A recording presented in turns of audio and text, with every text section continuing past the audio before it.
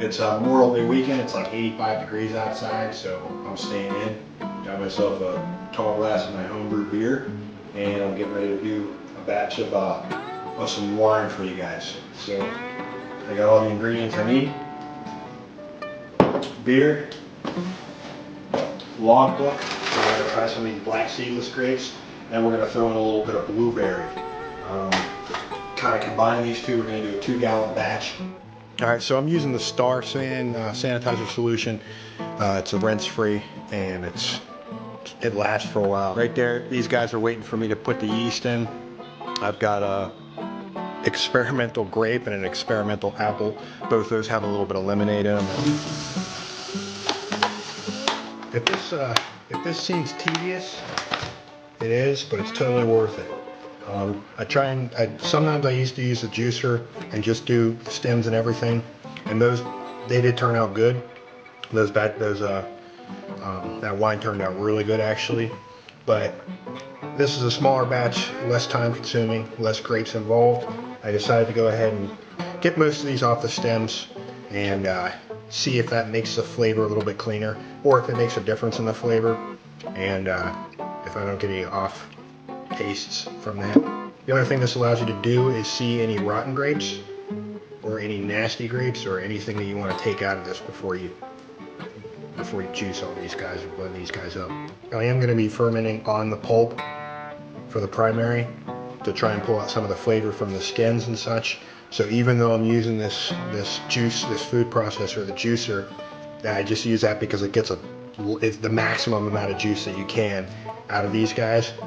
I'm going to keep it on the pulp just to add the flavor for that first week or so, just to add some of the flavor from the skins, because I did one batch with just straight juice and it turned out good, but the flavor was noticeably simpler than the ones that I did where I did have the pulp and all that stuff in there. So I'm going back. If I'm using real fruit, I'm always going to add the pulp in there, at least for primary fermentation, for a little while, just to add some of that flavor. So for primary, we're switching back to the Big Daddy.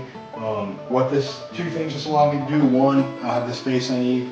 Two, I can use this pulp bag, which I'm sanitizing right now. I can put all my pulp in there, so before I try and drain it, I can pull that whole thing out. I don't have to worry about it clogging the spigot. I'm boiling my sugar just to make sure it's sanitized. Sometimes I boil all my water that I'm using for the wine. This time I'm just boiling the sugar. All right, so I added my sugar water. I'm gonna let this set a little bit.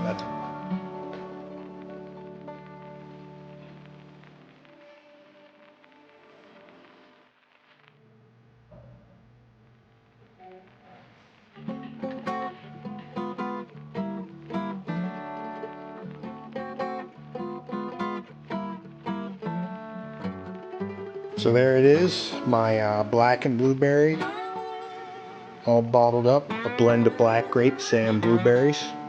Don't mind Bruce. And just did up the labels. Let it ferment on the fruit for about 2 weeks. And then racked it, cleaned it, and let it sit with some oak chips. Let it age with some oak chips for about 5 months now. Then bottle it up. Let me pour myself a glass, show you what it turned out like.